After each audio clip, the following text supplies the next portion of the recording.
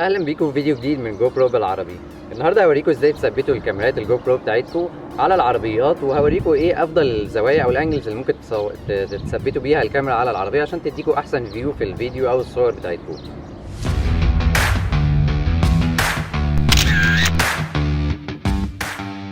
اول طريقه لتثبيت الكاميرا بنحطها في السقف هنا في النص، يعني في نص الازاز على السقف مش على الازاز، او ممكن على الازاز. ازاي بتثبت الكاميرا؟ اول حاجه بتنظف السطح او الحته اللي انت هتحط عليها الكاميرا باي سكرين كلينر.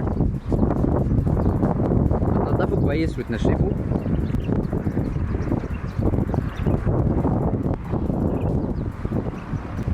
وبعدين بتثبت الكاميرا في النص بالظبط.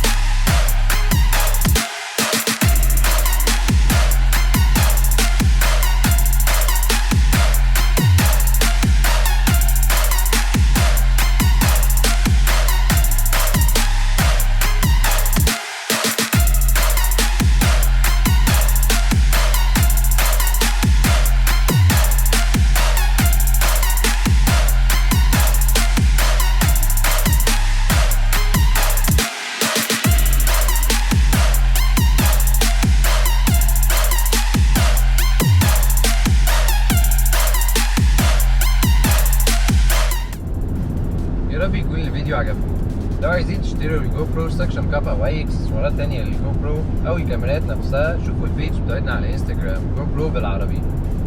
وما تنسوش تعملوا سبسكرايب للشانل بتاعتنا عشان توصل لكم الفيديوهات الجايه عن طرق كتيره لاستخدام الجو برو وكل الاستخدامات والاعدادات بتاعتها في حاجات مختلفه.